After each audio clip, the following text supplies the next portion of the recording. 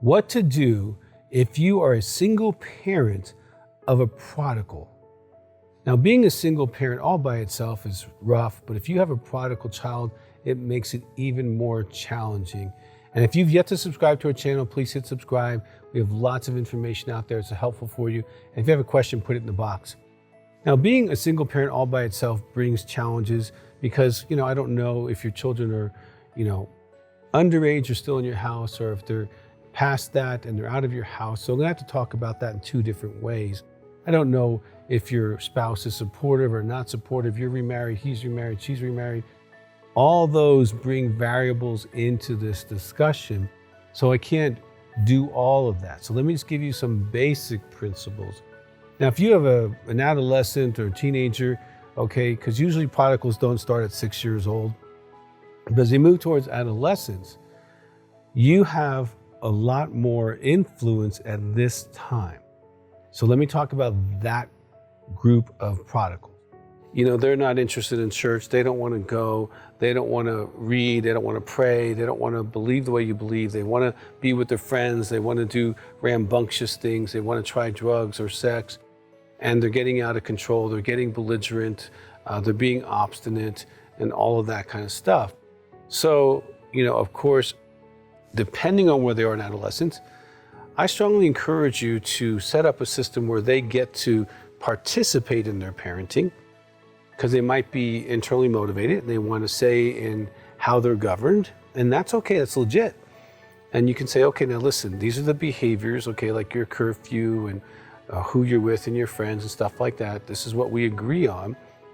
And if you don't go along with these guidelines or help co-create these guidelines, then we want you to set a consequence for yourself and let them start setting consequences. Now, if they're really trite, you say, well, that's not significant enough, try harder, or we as your parents will set one.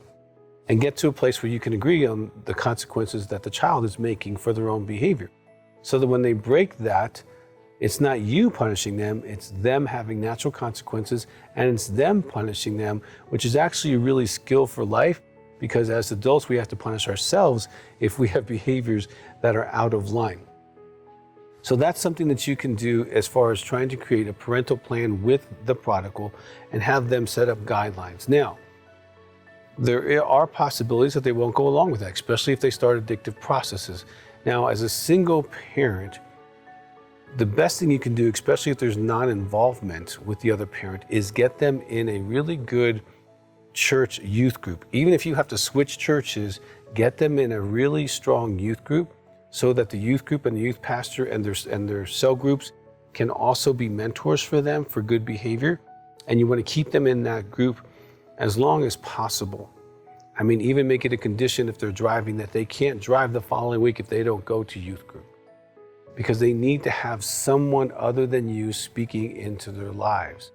If you have other adults of the opposite gender, bring those into your family if they're close enough to do that. Aunts and uncles make great people to kind of help mentor things with your prodigal. Now, if they get into serious drug addictions or, pornography addictions, now we have to deal with addiction. And you're gonna want to probably involve a professional who could help with the addiction piece. There might be support groups they need to go to. There might be materials they need to read and do that.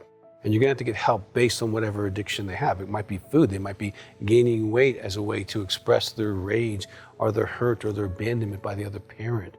They might be getting into sexuality to feel loved and wanted. There's no telling the kinds of behaviors they can get into. They can just disappear on social media for 5 hours a night, which is its own addiction. And so you're gonna want to get some professional help and guidance on those issues if you have that. Now, if they're totally oppositional, defiant, they won't listen to you, then that's gonna take some cooperative effort with your spouse if they're still in the picture. You might wanna get counseling, get them a psych eval, which is a psychological testing, so that you can find out if there's anything seriously going on with them that needs to be addressed. And you may have to consider alternate living situations if it gets to the place where they're harm to themselves, harm to others, or harm to other family members, especially the other children. And this is really tough being a single parent. Now, if you're a single parent and they're grown, they're college or in 30s, their 40s. That's a whole nother thing. First of all, they're adults. So they get to make all their choices and get to have all their consequences. But as they get older, and even in later adolescence, the one thing as a single parent you want to make sure that you have help with is with your own boundaries, especially around money and how you'll be treated. About money, you want to bring someone else into the picture, a pastor, a youth group leader, or someone else, a counselor, and say, now, if you ask me for money, we're going to go meet with this person and we're going to discuss it with them, and what they decide will be what we'll do. And I would say if it's a young man, make sure that other person is a man, because men make men. And them having to talk to a man for why they need this money will be totally different than talking to your mom and her feeling bad for you and feeling sorry for you, wanting to rescue you and not have consequences, where men understand consequences for men. And they also understand the idea of a loan and working it off and paying it back. And so you want to put someone else in the decision-making process as it relates to money, because that'll be a way to not be as abused. Because some people, as they become prodigals, the hearts become darkened, their thinking becomes, where it's not really clear, and they get all kinds of really crazy ideas. And so to minimize that abuse towards yourself, you want to set another person or another couple in place when it comes to financial issues. And you always want to get some help. If you haven't started a prodigal parent support group, I encourage you to do that, even as a single parent, so that you have more support, so you have people you can call that are going through the same stuff.